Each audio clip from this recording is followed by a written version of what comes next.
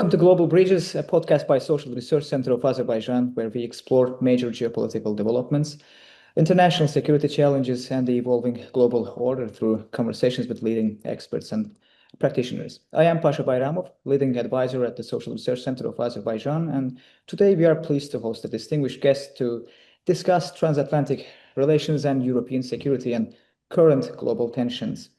Our guest today is Mr. John Sitilides, a Washington-based geopolitical strategist, international affairs commentator, and foreign policy expert. Mr. Sitilides is the principal of Trilogy Advisors, a strategic consulting firm, and previously served as diplomacy consultant to the U.S. Department of State, advising on U.S. foreign policy, transatlantic relations, Eastern Europe, and regional security beyond.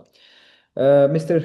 Sitilides, thank you very much for joining us today. It's a pleasure to have you on our podcast today. Well, it's a pleasure to be with you and your audience, and thank you for having me. Thank you.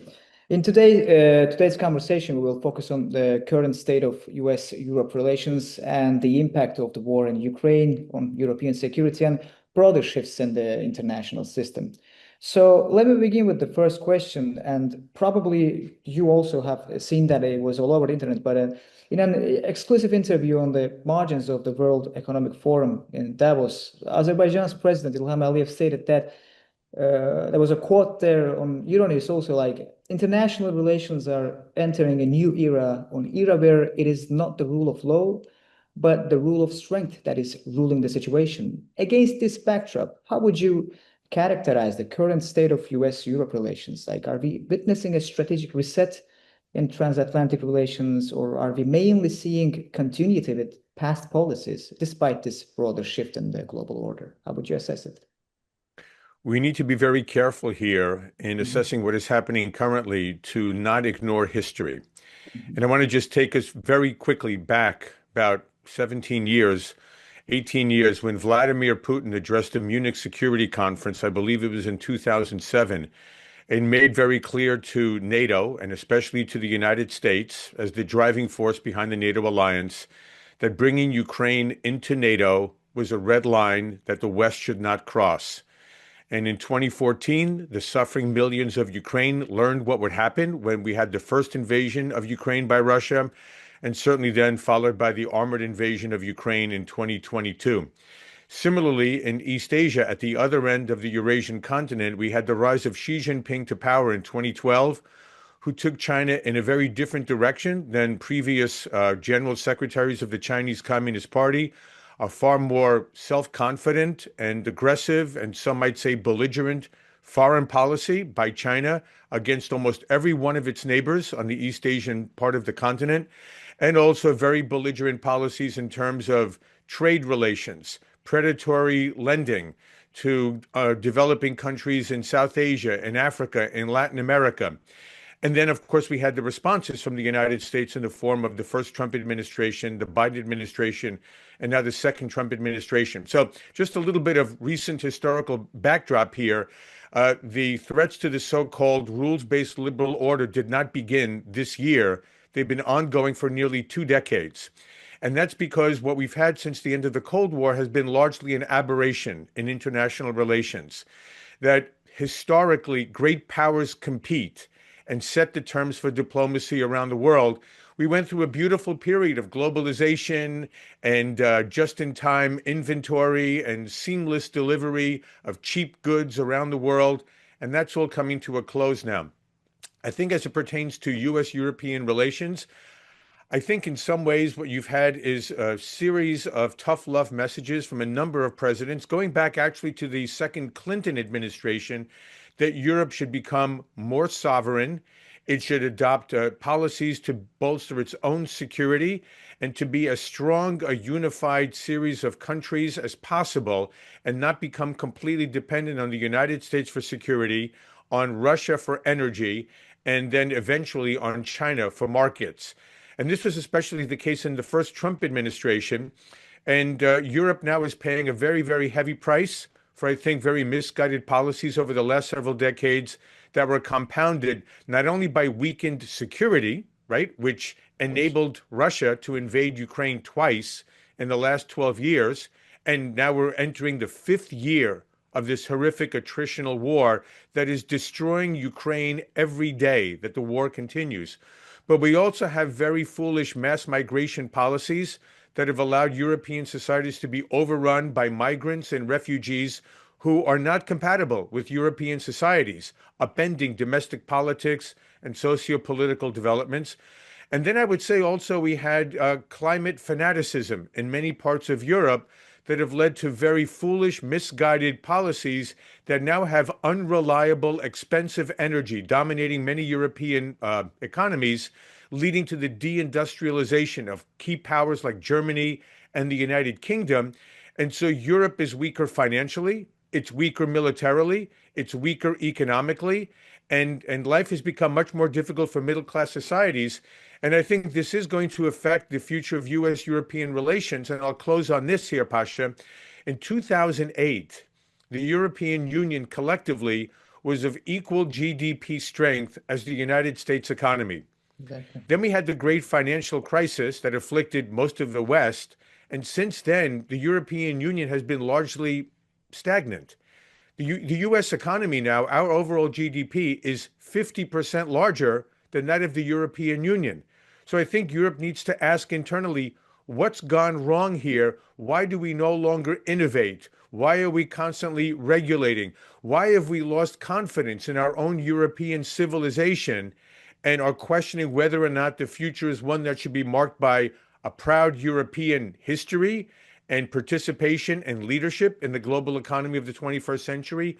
Or, as someone a bit more cynical might have put it, that Europe has become essentially a garden without a wall. Mm-hmm. That was very interesting, by the way, the facts you you mentioned. Moving on to the second question is actually related to the topics you mentioned. To what extent has the war in Ukraine reshaped US expectations of Europe on the role in its own security? I mean, like, is Washington genuinely pushing Europe toward greater strategic and military responsibility, or does the United States still see itself as the indispensable security guarantor for the continent? In some ways, Pasha, it could actually be both. Mm-hmm. Keep in mind that at least under the Trump administration, there's no pulling back from Europe per se. The NATO alliance still remains very much intact. As a matter of fact, NATO Secretary General Mark Rutte was very grateful to President Trump for getting the NATO allies not just to the 2% of GDP devoted to defense that they all agreed to under President Obama in 2014 at the Wales Summit. And then about half of the countries refused to keep that commitment for more than a decade. And then President Trump, as we know, in a very unorthodox, undiplomatic manner, took a figurative 2x4 plank to the NATO alliance and said, you're not going to contribute 2% to your defense, but given what's happened now in Ukraine and Russia's invasion there and ongoing war, again, entering almost its fifth year now in several weeks, you're going to go to 5%. And 3.5% will be for hardware, and 1.5% can be for defense-related infrastructure. And the NATO members agreed. So in his first term, he was able to secure hundreds of billions of dollars in extra defense spending. And now we may see more than $1 trillion in added defense spending over the next decade, depending on whether or not the NATO countries adhere to that commitment. So he's taken a very unfortunate situation, the war in Ukraine, and turned it around to help persuade Europe to better defend Europe, while at the same time, the U.S. maintains the nuclear security umbrella that is the ultimate deterrent against a Russian invasion of any inch of NATO territory. Remember, Ukraine is not a NATO ally. It is a beleaguered country that is sandwiched between the NATO alliance and Russia, but there was no legal obligation on the part of NATO to come to Ukraine's defense. It was a decision of choice. They want to help protect Ukraine and to further deter Russia. So I think NATO in some ways is in a better position, at least if not today, better position to secure Europe in the future against any potential Russian aggression. The problem becomes, to what extent can the U.S. and Russia, and Europe work better together against other threats, like, say, the Iranian ballistic missile arsenal that, if left unchecked, may soon be topped by nuclear warheads that can extort and blackmail many European countries, as well as the ongoing migration It's been slowed down now, thankfully. But if we have another crisis in the region, like we had with Syria in 2015, do you have millions more people from the Middle East and from Southwest Asia and the ongoing migration from Africa ever since NATO very foolishly overthrew the Muammar Gaddafi regime 15 years ago?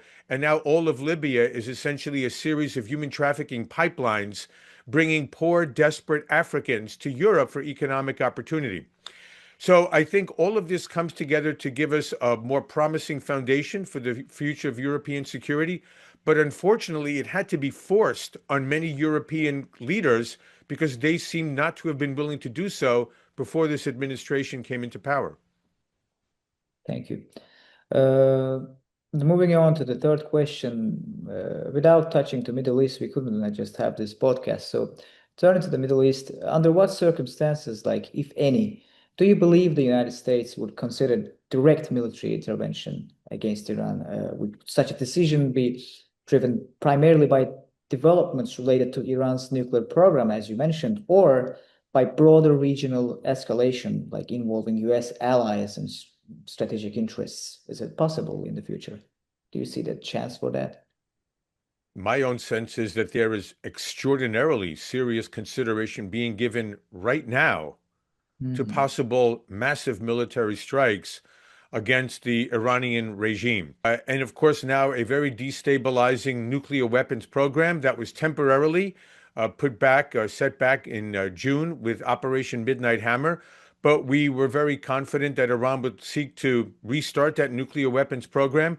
And the Trump administration right now is trying very hard to persuade the Iranian regime, Supreme Leader Ayatollah Khamenei and the Islamic Revolutionary Guard Corps, to surrender this very destabilizing nuclear weapons program, to sort of set back, slow down, if not outright diminish the development of an increasingly efficient, effective ballistic missile program. I don't know that there is any room for concessions, for conciliating these very differing positions.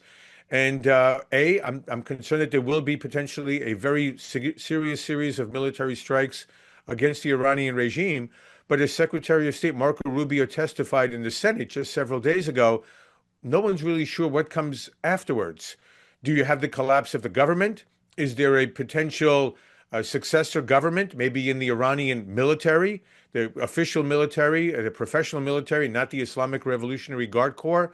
And remember, Iran is a very diverse society. Only about half the country is actually Persian.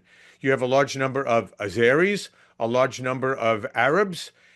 You have a large number of different minorities that form about 50% of the population. So there's no necessary social cohesiveness in the event of the collapse of the regime if that were to take place suddenly. So this is going to be a very precarious situation.